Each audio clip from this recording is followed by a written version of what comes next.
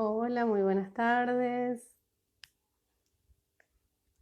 A ver quién está por ahí, quién se está uniendo a este encuentro.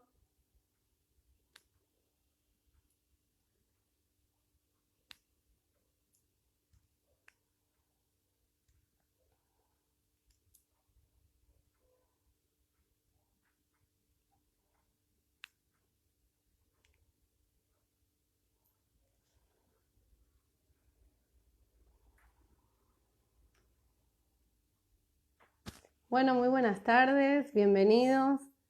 Quiero darles la bienvenida a Miércoles Dialogados, un ciclo en formato de entrevistas que va a reunir a diferentes profesionales que trabajan potenciando el vínculo entre museos y escuelas y bueno, de cada uno con diferentes trayectorias, diferentes experiencias que entienden a la relación entre museos y escuelas como comunidad de práctica, donde los educadores son co-creadores, entendiendo también al espacio del museo como lugar de investigación y producción cultural, y por supuesto como espacios participativos.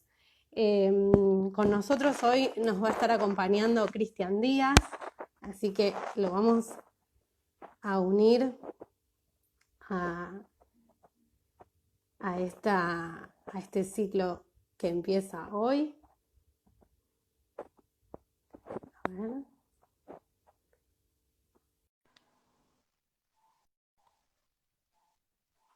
A ver, les voy contando para el que no pudo leer la biografía de Cristian. Hola Cristian, ¿cómo estás? ¿Qué tal, Gisela? Para que estoy calibrando para entrar completo. ¿Cómo va? Buenísimo. Bien, todo bien. ¿Cómo anda Bahía? Bien y mal, porque siempre tenemos como varios aspectos en todas las ciudades. De clima está muy lindo, un veranito agradable, pero con el tema de la pandemia estamos con muchos casos diarios en estos momentos, desde hace un mes más o menos, que se detectó que apareció circulación comunitaria en la ciudad, entonces hay un promedio de 15 casos nuevos por día, con muchos tantos también recuperados por día. Así que Sí, estamos, como estamos todos, en un sube y baja de seguro, seguro. un Entonces, poco bueno, bien y un poco mal. bien, sí, sí, y aquí estamos, aquí estamos. Para el que no pudo leer la biografía de Cristian, les cuento un poquito, ¿sí? Así que no te sonrojes porque es tu experiencia, tu trayectoria, como vengo No, no. diciendo. Bien. Vos director de dos museos de Bellas Artes y demás, allá en Bahía Blanca, ¿sí? Y además sos coordinador de Habemos, que es Habemos Hackeamos los Museos, un programa radial sobre la transformación digital en estos espacios culturales. Y bueno, tus proyectos y tus disertaciones han hecho que vos viajaras a distintos lugares, ya sea distintas ciudades del país, como también a otros países, como Colombia, Gran Bretaña y España. Así que bueno, hoy vamos a estar hablando un poquito de eso, pero básicamente, como justamente eh,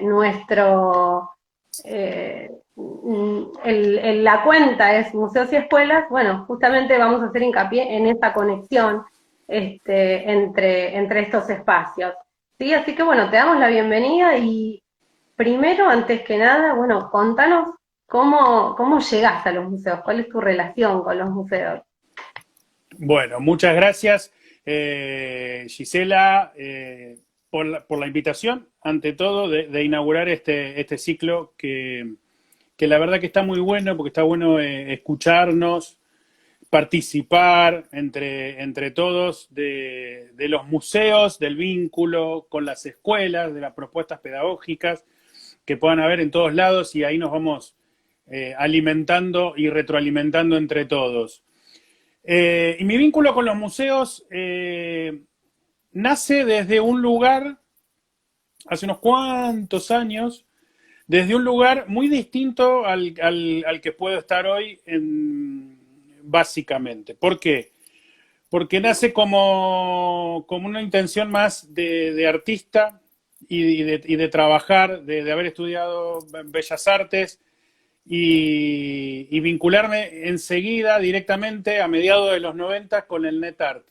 De la poesía visual salto a NetArt, y el NetArt estaba en algún punto con Internet, haciendo que el arte circulara verdaderamente por otros lados y que no dependiera o que no ingresara en las instituciones. Pero bueno, eso hizo también, con el tiempo y con el vínculo en ese tipo de obras de arte, que me acercara a los museos, y lo que más me atrapó en principio, hace más de 10 años, fue la obsolescencia justamente de las obras de arte en el vínculo con la tecnología, sobre todo con Internet. Y, y de ahí me fui metiendo e ingresé a trabajar al museo. Y el tema de la conservación y los artistas haciendo mucha producción en estos medios, en el arte contemporáneo en general, pero mi interés estaba puesto en el vínculo con la tecnología. Hizo que me preocupara cómo hacían los museos para conservar ese tipo de piezas, ese tipo de obras. Como productor. Exacto, exacto. Después, bueno, a pedido del público me retiré del arte, dejé de hacer producción artística, porque me fue interesando mucho más ese otro rol del lado de los museos, y también este vínculo con el arte contemporáneo y los públicos, y ahí fui llegando a los más chicos. Y qué vínculo tienen con el arte, que lo tienen muy presente en las escuelas, en su vida, en talleres que hacen. He escuchado a tu hijo por la radio. Totalmente, totalmente. Pero que los museos es casi visita obligada desde las escuelas, pero en general después es más un lugar más inaccesible, porque todavía seguía pasando hablo específicamente del arte contemporáneo, que para mí, desde esos momentos que te digo que me empiezo a acercar más al mundo de los museos vinculado con el arte, esa necesidad de mediación constante con los públicos, pero con los chicos particularmente, y acercar más a la gente de los museos. Y por ahí lo hablamos más, por ahí no, seguro lo hablamos más adelante, pero ya viene desde hace años el interés, y con proyectos muy concretos que estamos teniendo en los últimos años con el museo, de trabajar con escuelas Bien. Directamente, por esa franja de edades son las que más nos interesan como públicos a captar. Sí, eso lo vamos a hablar en un ratito. Y bueno, ¿cómo surge esto de Habemos Hackeamos los Museos?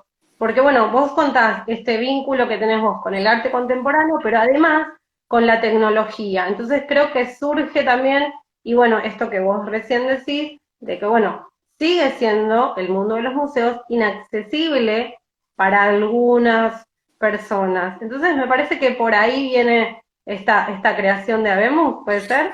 Sí, totalmente. El proyecto de Habemos surge en 2015, empezamos a hacer la producción del programa de radio, pero surge un año antes, en 2014, a partir de un curso que dicto yo, NetArt, dije, sí, para alguien que pregunta por ahí, de mediados de los 90 y mucho después, y aún hoy hay producción, hay grandes artistas en el campo del NetArt, me sigue interesando muchísimo. En 2014, a partir de un curso que dicto yo en la Universidad acá Nacional del Sur, sobre justamente comunicación de instituciones culturales, que iba dirigido a distintas instituciones culturales de la ciudad y a los profesionales de la universidad y público en general, como se suele decir, se armó un grupo de chicos que empezamos después de ese curso, empezamos a trabajar, nos juntamos, seguimos vinculados y elevamos una propuesta a la Secretaría de Cultura. En ese momento el secretario de Cultura era Sergio Raimondi, acá en la ciudad de Bahía Blanca, de poder trabajar con los museos de la ciudad en esto de la transformación digital y cómo dirigirnos. ¿Por qué? Porque en ese momento lo que nosotros veíamos y empezamos a evaluar ya como grupo fuera de ese curso con los intereses comunes, es que en Bahía, en ese momento, los museos, por ejemplo, 2014, no tenían su propia página web o no tenían su web actualizada.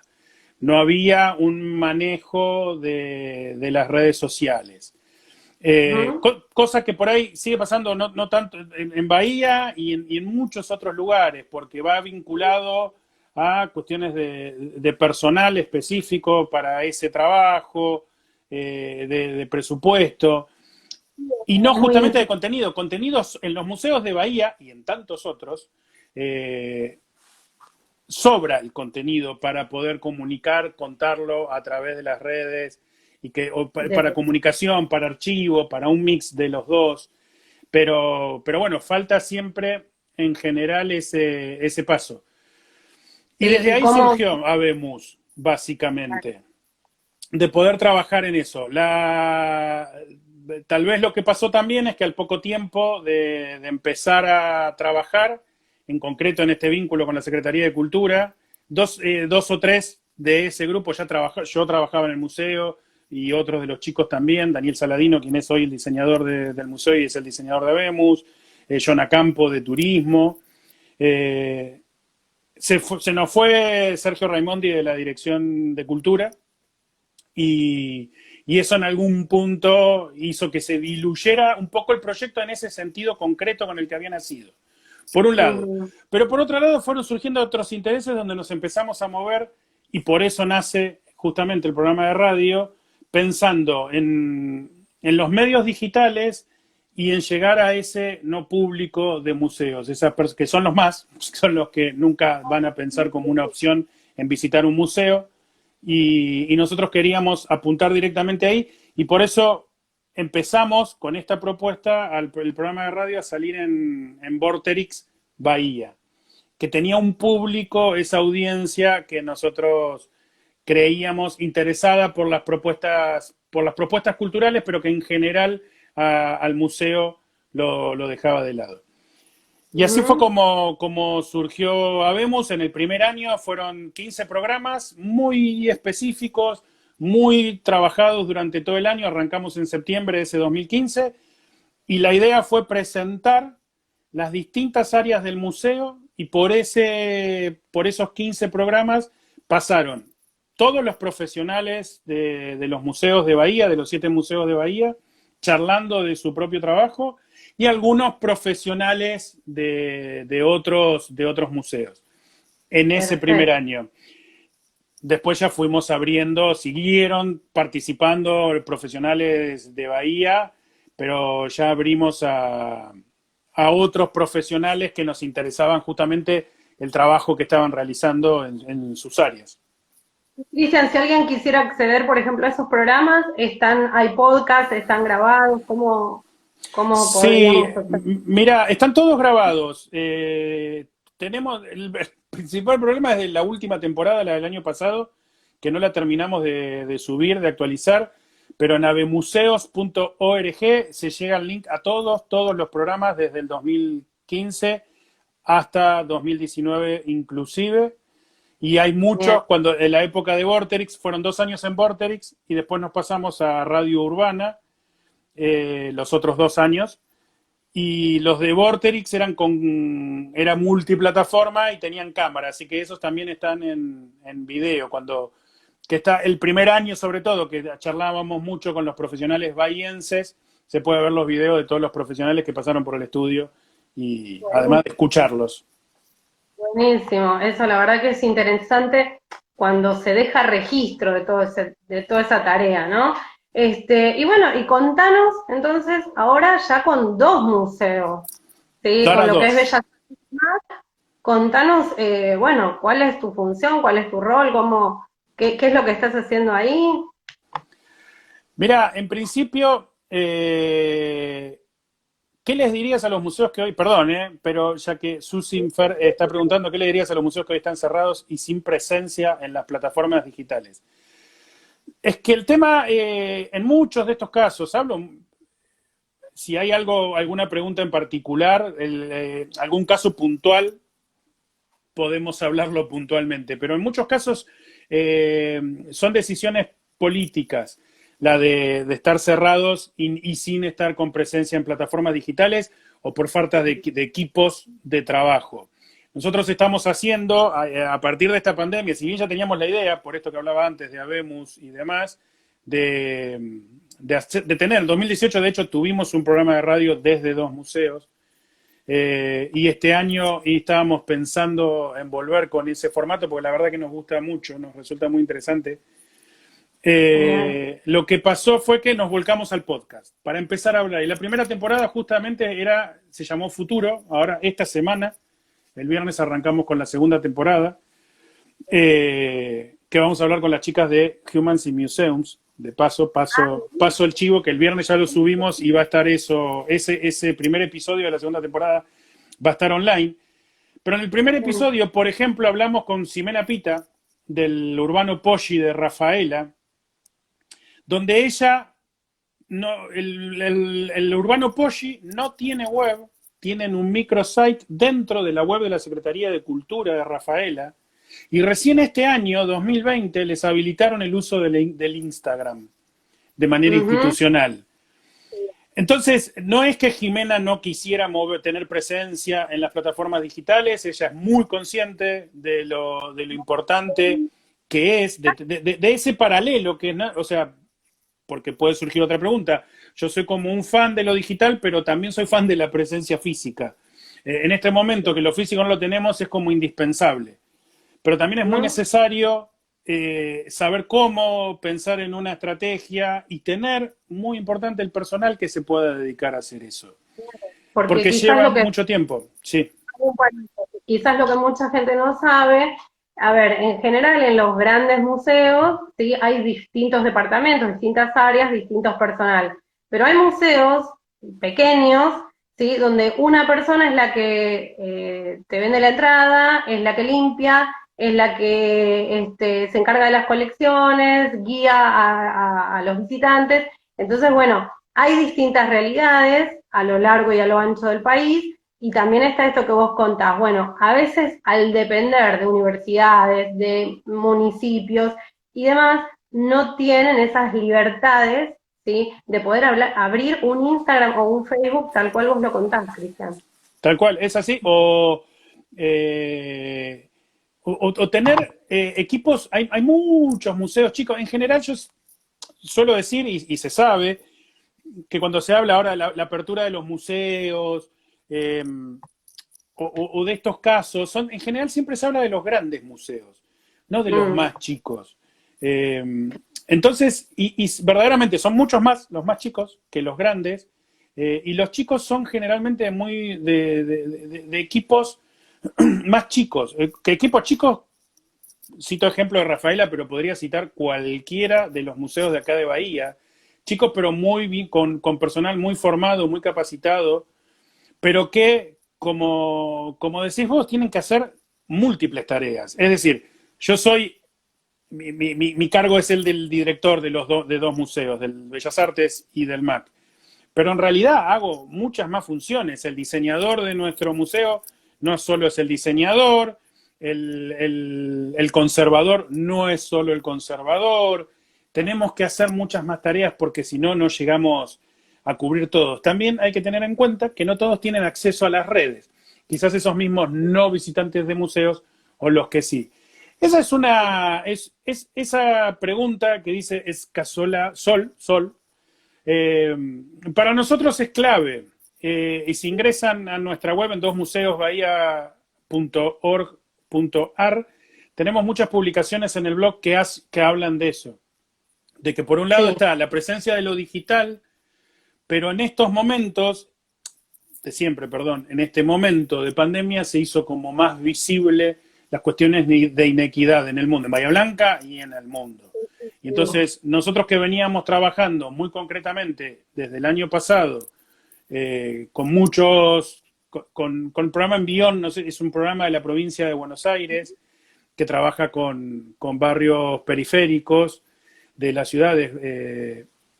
En Bahía Blanca hay 6 sedes donde no hay acceso a las tecnologías digitales o al equipamiento, o hay distintos inconvenientes. Entonces nosotros también por eso, desde 2 museos hicimos este año, en medio de la pandemia, todavía estamos en medio de la pandemia, espero que no en inicios, pues no, en medio,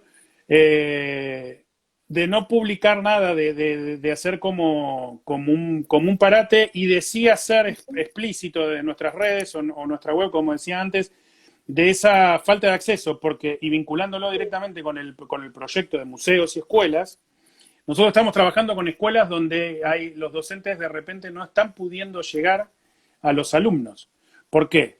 Porque no tienen internet, o porque tienen un solo teléfono, que es el del padre, que sale a trabajar y entonces la tarea la tienen ahí y no saben cómo completarlo. Entonces es como un tema, uno de tantos temas que tienen los museos, pero que tiene que ver con eso. No resolvemos solo con subir a las redes digitales, a la web, a las redes sociales, a lo que fuera, la posibilidad de llegada, o como se suele decir también, a democratizar y demás. Yo creo que es en realidad lo que debería existir. Algo, yo extraño mucho y lo digo siempre, el programa Conectar Igualdad, porque ese programa, si se hubiese continuado, si no se hubiese descontinuado, nos hubiese dado otro panorama. No digo que hubiese resuelto todo, pero sí hubiésemos tenido otro panorama hoy en día. Pero bueno, en varios otros aspectos hubiésemos tenido también otro panorama. Ahí es donde yo veo, a ver, en tanto las similitudes como las diferencias, ¿no? Y entre las similitudes que encuentro entre los que trabajan en los museos y en las escuelas, esto que vos contás en el artículo Nadie va a ganar la cuarentena. Vos ahí exponés lo que les pasó a ustedes desde el lugar de los museos, pero hoy que me toca estar en el lado de las escuelas, pasó exactamente lo mismo. Es decir, o sea, no hubo una política digital, fue como salir a la cancha con lo que había, con lo que se tenía, con lo que se podía. Fue esto que vos decís, esta respuesta rápida. Por un lado, bueno, esta apertura digital, a pesar de tener un cierre físico de nuestras instituciones, ¿sí? Y en esta respuesta rápida hubo errores, por supuesto, hubo avances en procesos, hubo que repensarlo, que me parece que ahí es cuando vos decís, estamos en el medio de la pandemia, estamos ahí, tuvimos que recular y dar de nuevo, ¿sí? Hablaste de contenidos efímeros, que esto me parece muy importante, ¿sí? Que si querés ahora nos contás un poco. Sí, sí. Y vuelvo a esto de la accesibilidad, porque nos pasa exactamente lo mismo. Vos recién hablabas del programa Conectar Igualdad, pero tampoco es que tenemos datos. O sea, no tenemos computadoras, no tenemos celulares, no tenemos datos. Por un lado, una hiperdigitalización, ¿sí? Como que todos salimos a ponernos desde la virtualidad, de hecho lo estamos haciendo ahora en este momento. Exacto. Pero por otro lado también deja en evidencia un montón de cuestiones, el tema del acceso, pero también otras, como fueron en los museos específicamente, pérdida de empleo o el cierre del turismo, y esto también está dejando como ahí en un hilo algunos museos. Sí, totalmente. A ver, primero le digo a Rosana que Nadie va a ganar la cuarentena, se llama la nota del blog de dosmuseos.bahia.org.ar. Se hace mucho pulmón y es, a ver, a ver si me puedo ser lo más breve posible, porque es como un mundo de temas lo que abre esto. No me sumen más temas, porque si no hacemos otra charla después. No, pero ahora voy a decir cómo me imagino los museos post cuarentena. Eso está claro. Pero no, lo que me parece es, a mí me sigue haciendo ruido por esto que venía contando antes, del tiempo que llevo involucrándome con el arte y con las tecnologías digitales y con los museos y demás. y que 2020 estamos, y a mí me hace ruido, al menos, que sigamos hablando de transformación digital. ¿Y por qué me hace ruido? Porque la transformación digital, o sea, ya está en realidad. Que después los museos o las escuelas nos hayamos demorado tanto hasta el 2020 y una pandemia nos haya hecho ver que no estábamos, porque no hubo inversión, básicamente, para poder tener datos en todos lados, o buena calidad de datos. Acá en casa somos 4, estamos en clase 1, 2, 3 y ya el internet empieza a andar, más o Claro. menos. Y en casa tenemos la suerte de que yo puedo tener mi teléfono, mi mujer el suyo, hay una compu y podemos todos, pero en otros lugares no está el equipamiento.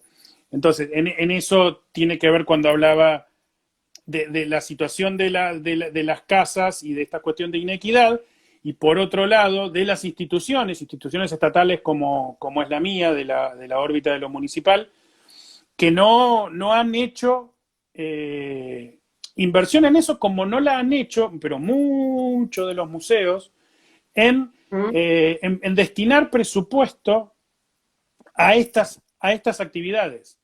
Es decir, a poner personal o que lo haga quien pueda, en general, el Idóneo, tema por de favor.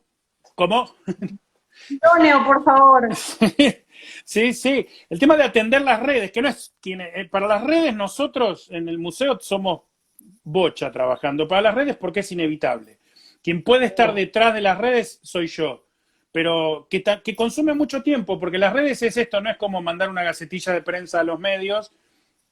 Digo, por eso estas son las cosas que me hacen ruido, es decir, 2020, estar todavía entendiendo que no es unidireccional la comunicación ya de las instituciones, que una manda una info y bueno, a ver quién después viene al museo, a ver quién se entera. Hoy podemos tener toda esa información, eh, y según las redes que estemos trabajando, dedica mucho tiempo por el ida y vuelta y no por el comentario o los gustas que nos pueden poner en las distintas publicaciones, sino los mensajes que se reciben.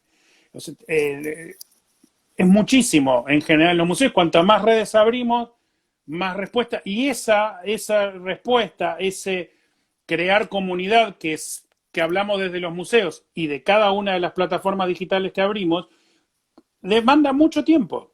Demanda mucho Sí. tiempo, mucho conocimiento del museo, más que de las plataformas digitales. Para mí esto es como una opinión súper personal, pero es conocer el museo, conocer cuál es el proyecto del museo y poder dar esa respuesta a esos visitantes, donde también, vinculado de alguna manera con esta nota, donde hay que dar respuesta inmediata, porque uno manda un mensaje y quiere que se lo respondan ya, pensando en, Sí. en, en comprar un electrodoméstico o una consulta de cuándo abre el museo. Mandás y ya decís, che, no me contesta, pero pará, hace 15 segundos que preguntaste. Pero Y bueno, sí, en esa estamos, pero para eso hace falta de presupuesto y personal. sí. Totalmente, para mí es el faltante más grande, porque los museos, si hablamos de contenido, ¿qué museo no tendría contenido? Y ahí No, estamos en un problema muy grande. Estamos en un problema muy grande. Pero no, los bueno, museos todos tienen contenido. sí, lo que sucede muchas veces, yo te decía, viste, que sea idóneo. Bueno, a veces Sí, a cualquier cosa también se le llama museo y a veces el museo está formado o lo llevan adelante personas que a veces no tienen ningún tipo de vínculo o conocimiento real sobre cuestiones de museo. Que mínimamente, a ver, estoy hablando en relación a esto, ¿no? Hay una formación específica para museos y esas personas no tienen trabajo. Entonces, bueno, ¿dónde están esos cargos? ¿Por qué no se ocupan? ¿Qué pasa con esos desempleados? ¿Por qué no hay concursos abiertos? Surgen un montón de otras cuestiones, ¿sí? Pero no son para hablarlas hoy. no, es que ese es el tema. Saludos ahí a Silvana Lobay, que no sé si sigue estando, pero saludó, y a Alberto Gamoneda, que también manda. Y bueno, y ahí Sí, nos contaba de Rosana desde el Chaco. Digo, son sí, situaciones que atraviesan el país, Latinoamérica y en todos lados, no son exclusivas solo de nosotros, de nuestro museo. Si alguno más trabaja en un museo y quiere contarlo, es lo que está pasando, verdaderamente. Ujú, Entonces, es personal capacitado, pero en las distintas áreas. Vuelvo al ejemplo de Jimena, perdón, y también lo puedo llevar a mi propio ejemplo, a dos museos. Pero digo, hoy justamente lo subimos al Instagram TV de la cuenta de dos museos, la charla que mantuvimos con Jimena Pita. Jimena son ujú. 5 personas que llevan adelante todo el museo y lo llevan de manera extraordinaria porque es un proyecto súper interesante el del Urbano Poggi. Si no lo conocen, búsquenlo y van a ver. Son 5 personas donde entre las 5, por ejemplo, y en toda Rafaela no hay un conservador de arte. Claro. Entonces, estamos hablando de comunicación, pero si vamos saltando a las distintas áreas pasa lo mismo. Nuestro conservador en el museo es personal contratado, no es personal de planta, por ejemplo. Y como Claro. decía antes, además de ser el conservador formado y capacitado para esa tarea, eh, hace, está en el proyecto involucrado que hemos trabajado con las escuelas o con Envión. Trabaja mucho con el tema con la colección, por supuesto, con las obras que componen la colección, que con las que vamos a trabajar con las escuelas, con los distintos proyectos, pero obviamente se involucra también desde otros lados. Entonces, y para no abrir a museólogos, que ya sería otro tema, donde sería otro mundo, volvemos a lo que es las tecnologías digitales y comunicación, que para mí lo bueno, como decía antes, el problema sería que tengamos un museo sin contenido.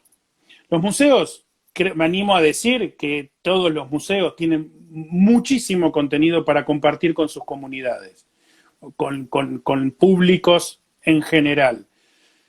El problema es cómo y con quién, y entonces es todo ganancia. El punto es en qué momento, si a partir de ahora eso puede ser algo positivo de esta pandemia, que nos dimos cuenta, la necesidad también de las distintas personas de involucrarse con la tecnología, a ver cómo es que se usa esto, a ver cómo es el Instagram, cantidad de gente que se volcó más a las redes, y puede ser para trabajarlo como espectador, de estar atento a qué está pasando con los otros museos, Ujú. con el propio, con lo que fuera.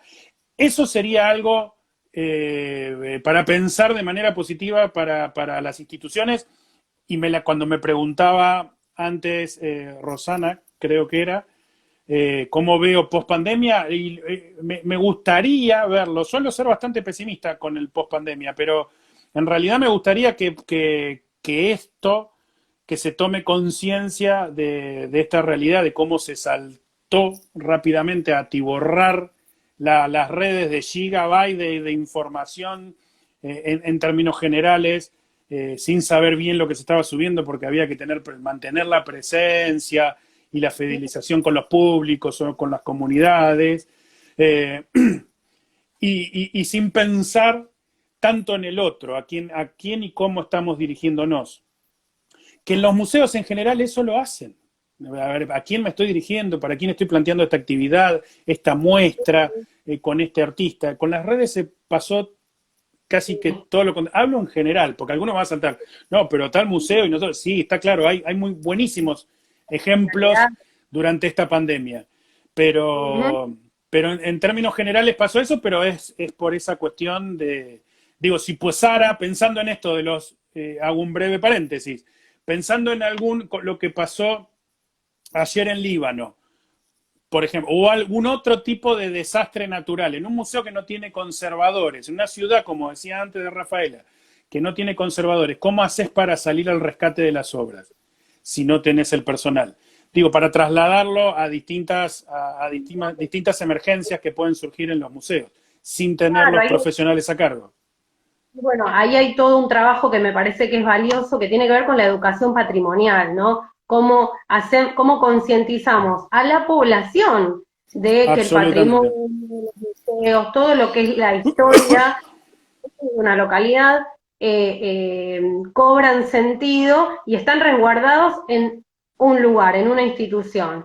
y que todos tendríamos que salir en el rescate de eso, no solamente los conocedores en la materia.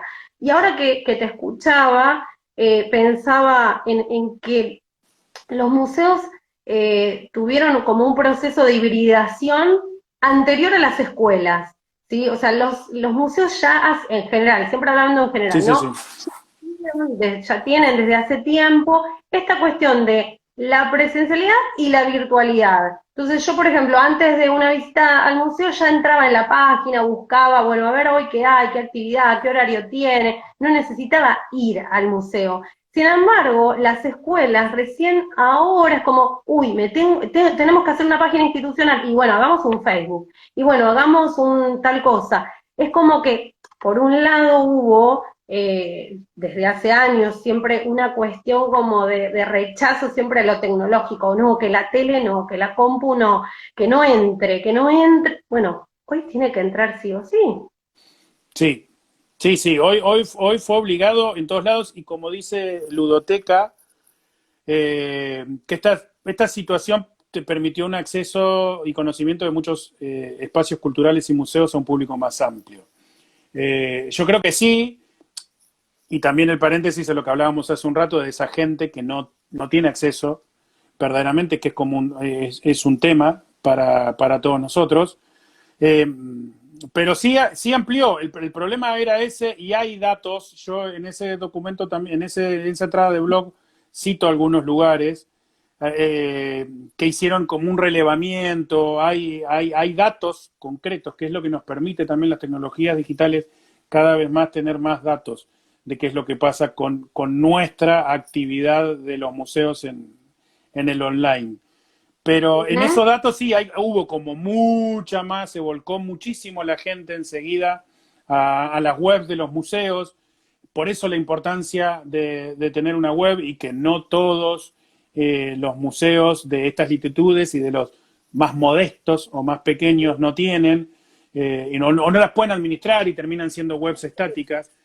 Y a eso apunto con decir, bueno, ojalá que esta pandemia sirva para reacomodar esas cuestiones y decir, bueno, vamos a poner el foco en esto. Bien. Y Sí, Cristian, hablanos de esa pausa que vos decís, vos hablas de, bueno, después de toda esta cuestión de salir a la cancha con todo, a salir al toro, como dice Silvia, sí. por ahí, bueno, esta pausa, esta cuestión de, vos decís, a ver, si estamos en una situación inédita, comportémonos de manera inédita también. Y bueno, a ver cómo fue que estuvieron pensando, o bueno, tuvieron, imagino, Zoom y videollamadas entre ustedes. Constantemente tenemos muchas a diario, estamos constantemente en contacto y en realidad tiene que ver fue una pausa porque nos sentíamos que no estábamos llevando el museo según nuestro proyecto de museo. Y entonces pausamos en lo que tenía que ver la dimensión digital pública. No es que cada cual dijo, bueno, yo me quedo todo el día en la cama, no me manden WhatsApp ni nada que no existo. No, fue dejar de comunicar. Nosotros sí seguíamos respondiendo, como decía antes, los mensajes que nos llegaban. Esa presencia está siempre, pero es la no visible de la dimensión digital. Y empezar a ver qué estaba pasando. ¿Por qué? Porque yo tengo dos hijos chicos de 11 y 7 y también veía que había como un cansancio de ellos, de todas las actividades a través de una pantalla. La escuela a través de la pantalla. Hacen básquet a través de una pantalla.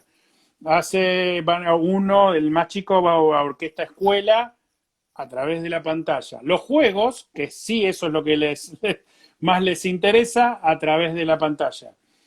Entonces, y ver esto que estábamos diciendo, que lo veíamos en el equipo de otras actividades de museos que, sin que estuviera mal la actividad específica, la actividad podría ser muy interesante, decir, qué bueno que está esto. Sí. Pero esas actividades que si esta la podría haber estado haciendo otro museo de otra ciudad, de otro lugar, y estaba bien también. Es decir, no se ajusta al proyecto de museo. Y es lo que nos pasaba a nosotros. Estamos haciendo estas actividades que nunca hicimos para las redes, y tiene que ver con lo que estamos trabajando nosotros, que estamos queriendo comunicarnos de manera presencial. Era el mayor punto de contacto, que está bien que hoy no tenemos, pero con lugares en donde justamente no está el acceso a la tecnología digital, al equipamiento técnico para poder llevar esa tecnología. Y nos pusimos, pero hay algo que profundizamos en realidad, ¿no? Que empezamos a hacer a partir de esa pausa, que era ponernos más reflexivos para adentro. Cuestión que hacen todos los museos, no es que que lo hagamos solo nosotros, pero no lo hacen público tal vez todos los museos. Nosotros empezamos a hacer público desde empezada la pandemia, ya por el 20 de marzo, en qué estábamos pensando, en cómo nos estábamos moviendo, en cómo nos queríamos mover, en eso que decías vos antes también, Gisela, hicimos esto, pero tuvimos que volver, en contar también esos errores, porque sí hay algo claro que tenemos como proyecto en dos museos, y por vincularlo como hablábamos al principio con Habemus, es que tenemos claro que dentro, sobre todo en los museos, no está la verdad absoluta, sino que la podemos construir, la debemos construir entre todos. Y si nosotros fuimos para un lado y nos equivocamos, nos equivocamos. Nos salió mal, nos salió mal. O sea, porque si no también pasa que siempre uno encuentra o escucha de los museos los casos de éxito, pero nunca los casos de fracaso, y todos los museos los tienen. No debe haber un museo que solo tenga éxitos. Depende también qué metas se propusieron y demás.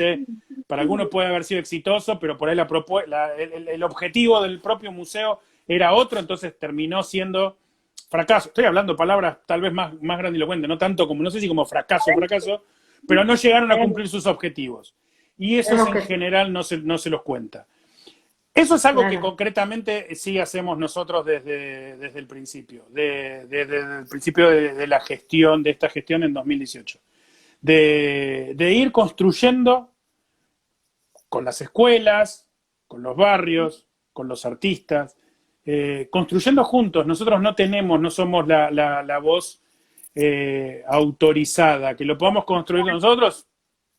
Sí estamos al resguardo, hay algunas áreas del museo que tienen que ver, por ejemplo, con la conservación, donde sí está el conservador, pero que también está en vínculo con otros conservadores de otros espacios y en diálogo constante para ver qué hacemos siempre en conjunto. ¿Qué es la manera y qué es muy de las tecnologías digitales, de las redes? Hablamos hace rato, hace tiempo, de redes entre profesionales y demás, y eso viene de ahí. No, me decía Gisela. Por lo que vos decís, también hay como una cierta, o la hay exactamente, una horizontalidad de todos los que vos contás, pero también un trabajo interdisciplinario que es riquísimo, y también esto que vos decís, bueno, de la co-creación, ¿sí? Antes hablábamos, me parece que uno, digamos, a medida que se va formando, bueno, leíamos cosas como que solamente éramos consumidores de cultura, pero bueno, se pasó a otra cosa, que somos consumidores y productores. Entonces, bueno, pasar a eso y que el museo lo tome en consideración, bueno, es otro salto, ¿sí? Y entonces ahí quiero que me cuentes, bueno, cuáles son los proyectos, cuál es este contacto que se tiene con las escuelas y cómo se deja registro, porque eso me parece muy valioso, el registro de la experiencia. Mirá, justo acaba de incorporarse, imagino que debe estar todavía por ahí, Manuela González, que es con quien vamos a lanzar ya en esta semana o la semana que viene las cápsulas del podcast específicamente de los proyectos que tienen que ver con escuelas. Y que tiene que ver, vinculo esto de la horizontalidad, también con las tecnologías digitales, que vinieron a generar esos roles, buenas Manu, que vinieron a generar esos roles de consumidor y prosumidor, o sea, de todos somos creadores, todos creamos, y y demás. Entonces, hay proyectos, el proyecto que llevamos adelante, liderados por Manuela en Envión, por ejemplo, con estas sedes del programa Envión del año pasado, tenía que ver con eso, con darle voz a estos chicos de esos espacios y nosotros ser una caja de herramientas para ese cambio, para esos chicos. Pero no en ir nosotros con una propuesta ya cerrada. Bueno, ahora vamos a ver esta obra, que es un retrato, y se van a hacer hacete un retrato tuyo. Sí. Voy un ejemplo cualquiera. Sino decir, Que ¿qué en querés realidad contar? ¿Qué querés decir vos? tampoco está mal, o sea, es un No, formato. no, por supuesto. No, no estoy invalidando nada es la línea que seguimos nosotros adelante. Que no quiere decir que eso Exacto. invalide las otras. Entonces, voy a un ejemplo de tantos que tenemos y que, insisto, la semana que viene van a poder escuchar de voz de los propios chicos con esta capsulita que va a empezar a salir de Manuela, que es Educación se escribe con M. Es la capsulita que va a empezar a salir la próxima semana. Pero tiene que ver con esto. Un ejemplo que doy es un grupo de chicos de Envión vinieron un día al museo y ese día se estaba dictando un taller de teatro con un profe, Víctor Mancilla, que estaba dando a sus alumnos técnicas de improvisación. Los chicos se quedaron toda una hora viendo ese taller. Eso fue a mitad de año. Para fin de año, esos chicos habían hecho 2 obras de teatro que la pudieron contar en el museo en la fiesta que hicimos, la kermés que armamos a fin de año, pero también la pusieron, el estreno de la obra lo hicieron en un hospital, en el Hospital Pena de acá de la ciudad de Bahía Blanca. Bien. Entonces, decir, esa fue nuestra herramienta. Manu, como coordinadora de todo eso, estuvo siempre presente con eso, pero fue más el vínculo que se creó en el espacio museo, que después iban al museo o iba el profe de teatro allá. La sede de Envión también tiene su tallerista de teatro. Claro, Pero sí. a priori no sabíamos que con esos chicos íbamos a hacer teatro, íbamos a terminar haciendo una obra de teatro. Y así hay varios ejemplos más. Y también con escuelas. Con escuelas el vínculo es un poco distinto. ¿Por qué? Porque ahí sí trabajamos, el primer proyecto fue a principio del año pasado, que duró 4 meses, con escuela secundaria, donde trabajamos con chicos y chicas de cuarto, quinto y sexto año del turno tarde y del turno mañana, de toda una escuela, la escuela normal superior de acá de la ciudad.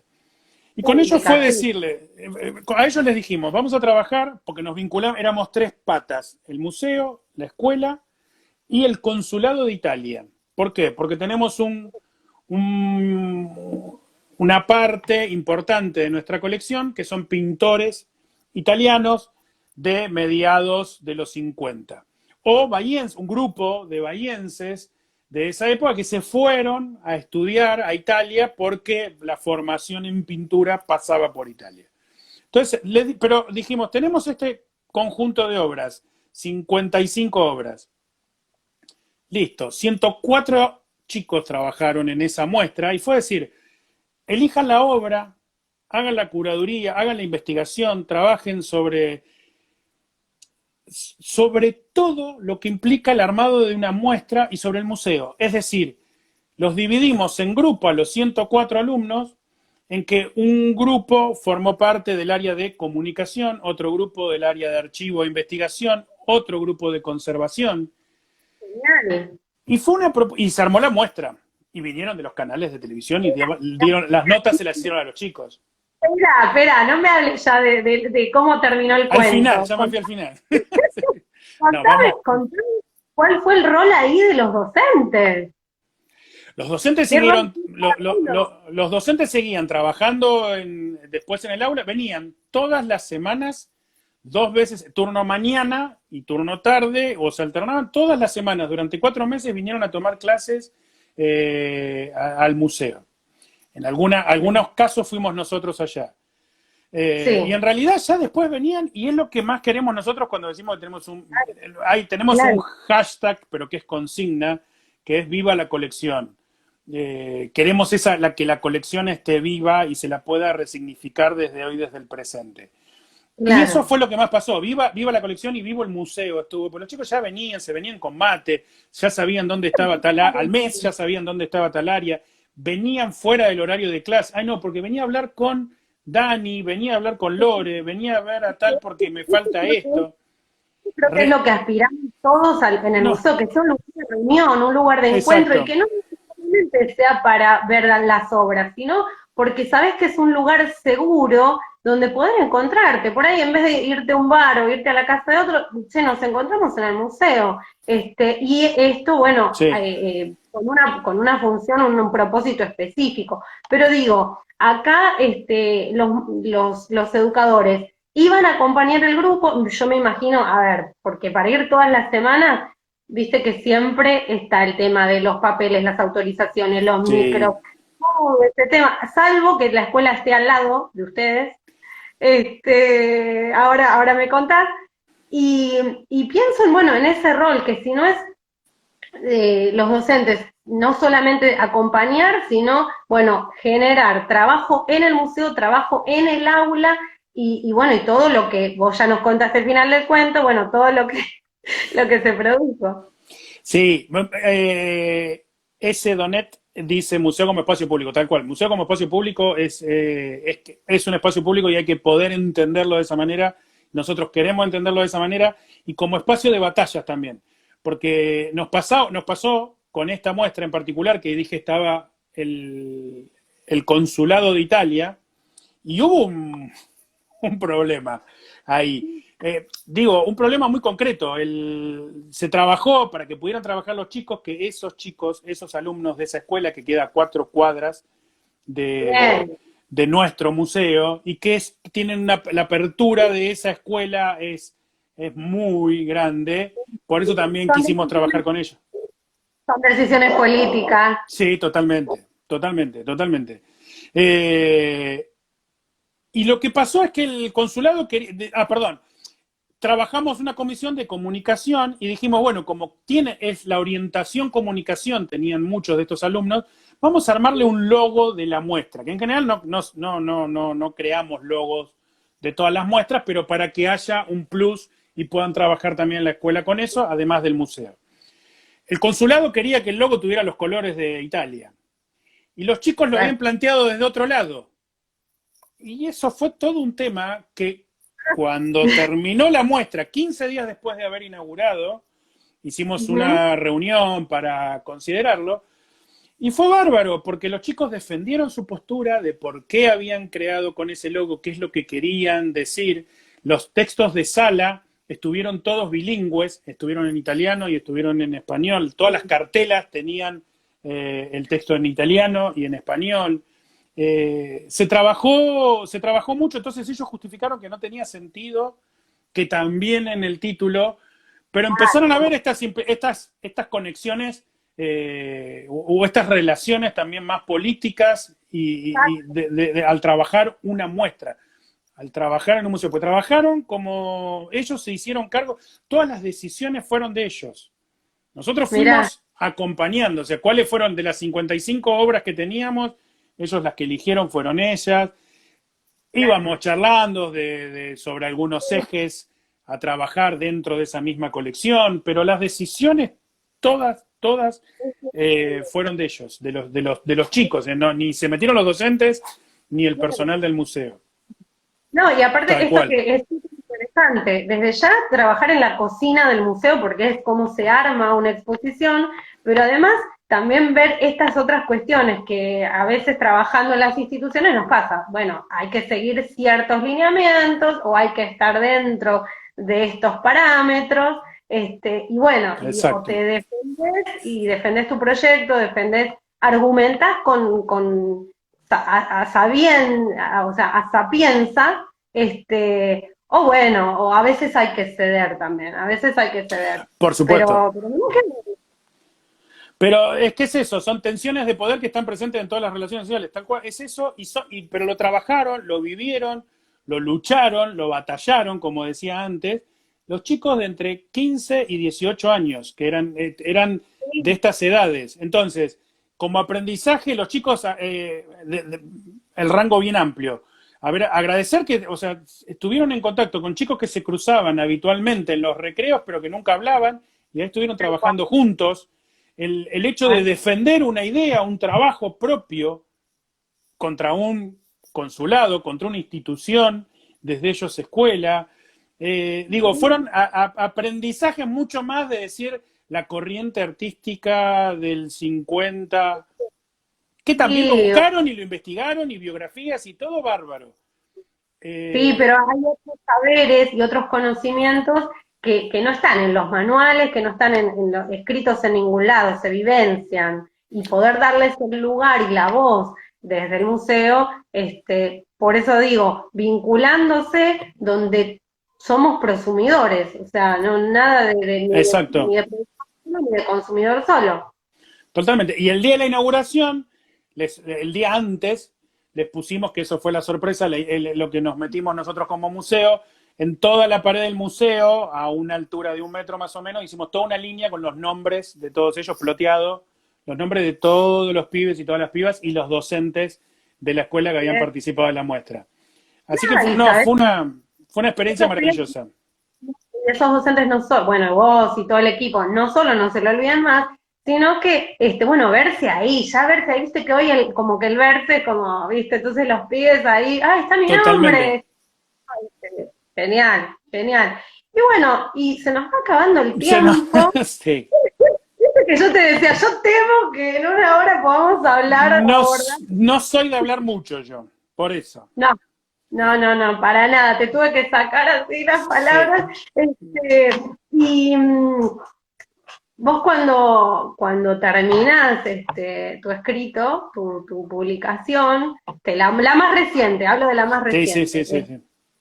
que nadie va a ganar la cuarentena, lo vinculás con otra cita que es una pregunta, que dice museos, y yo ahí te agrego, y escuelas, ¿Y escuelas? más justos, más sostenibles, más sociales. Y que Ay, viene una pregunta que hicieron por ahí que tenía que ver con cómo ves al museo, yo digo, y a las escuelas, post pandemia. ay, lo veo, no, por eso digo, Y ojo, porque se nos va, se nos va, se no, quedamos corta sin en cualquier tiempo. momento, se corta en cualquier momento, después me escriben y les digo el final. No, no soy muy optimista, ojalá sean más equitativos, pero hay un trabajo mucho más de fondo que hay que hacer, que espero se pueda dar y que se empiece a hacer al menos en esta pandemia y cuando los museos reabran, pero que tiene que ver con todo eso, con la continuidad de los trabajos, que se puedan sostener, que se puedan incorporar todos esos trabajos que faltan, la cuestión de la tecnología, atender a cada una de las áreas. Digo, es tanto, insisto, no, todo este panorama no empezó con la pandemia, se hizo más visible, nada más. Entonces, por eso es que no, que post pandemia me da la sensación o que no va a ser todo tan como quisiéramos. Ojalá. Trabajamos para eso. Uno quiere, Pero uno es bueno, idealista, quiere, obvio, y desea, pero ojalá logremos un poquito. Yo creo que estando hoy acá, somos un granito de arena en la playa, un granito. Sin ese granito, y bueno, no es la misma la playa, ojo. Ojo. no, tal cual, estoy de acuerdo. Sí, sí, sí, sí, sí. Así que, Es un tema. bueno, Cristian, la verdad, has inaugurado este ciclo, te agradezco Muy bien. infinitamente. Agradezco también a todos los que estuvieron una hora con nosotros, y Yo también. participaron a las preguntas y los saludos. Y bueno, y ya mandamos todos los chivos, pero bueno, 2 museos, habemos, ¿qué más? Ahí nos siguen, comuníquense por propuestas, proyectos, estamos abiertos a todo tipo. Yo, y aclaro, y un equipo, lo fui mencionando a muchos, me quedaron otros tantos afuera, pero esto como con la pandemia, no se sale de a uno, no soy yo. Si no estuviera el equipo, todo esto que conté no podría hacer nada. Y todo, el museo, salimos de la pandemia entre todos, si no es verdaderamente muy difícil. Bien, nos vamos quedando sin tiempo. Gracias, Cristian, y gracias a todos los que estuvieron ahí. Gracias a Hasta la todos. próxima. Nos vemos en Saludos. el miércoles dialogado que viene. Chau, chau. Gracias.